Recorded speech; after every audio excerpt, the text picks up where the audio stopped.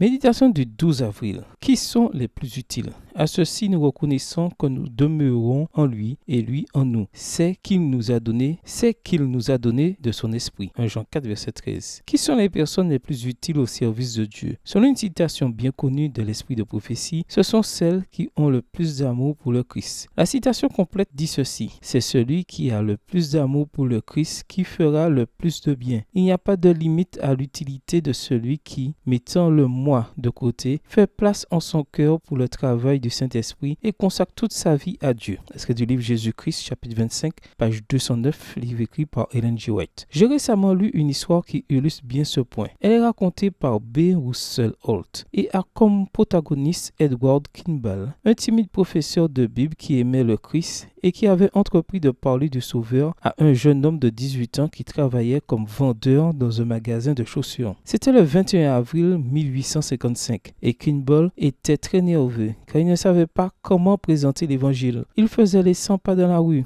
se demandant s'il devait entrer dans le magasin de chaussures. Quand il s'est décidé à entrer, il s'est approché du garçon. Le regardant dans les yeux, il lui a parlé sans détour de l'amour de Dieu pour lui. À sa grande surprise, le jeune homme a immédiatement accepté le Christ dans son cœur et l'a confessé comme son sauveur personnel. Qui était ce garçon? Dwight L. Moody, qui, des années plus tard, au cours du 19e siècle, allait devenir l'évangéliste le plus renommé des États-Unis et grâce auquel des milliers de personnes apprendraient à connaître le Christ, non seulement aux États-Unis, mais aussi en Grande-Bretagne et en Écosse. Comme c'est curieux, le nom de Moody est parmi les grands de l'histoire du christianisme, pas tellement celui d'Edward Kimball. En réfléchissant à ce fait, je ne peux m'empêcher de me demander, le service de Kimball, inconnu de beaucoup, a-t-il eu autant de valeur pour Dieu que le service de Dwight L. Moody pour l'humanité? Surtout, je me demande, combien de Kimball y a-t-il dans nos églises aujourd'hui? Des gens ordinaires qui, après avoir mis le moi de côté, consacrent toute leur vie à Dieu et partagent l'amour du Christ partout où ils vont. Ce sera au ciel que nous saurons tout le bien qu'ils ont fait à l'Église et à l'humanité. Aujourd'hui est un bon jour pour demander à Dieu de nous remplir de son Saint-Esprit, de nous remplir de son Esprit. C'est uniquement ainsi que nous pourrons vivre d'une manière qui glorifie son Saint-Nom. Prière. Père Céleste, permets-moi de laisser l'Esprit Saint agir dans mon cœur afin que je puisse te consacrer ma vie entièrement. Bonne journée à vous et que le Seigneur vous bénisse.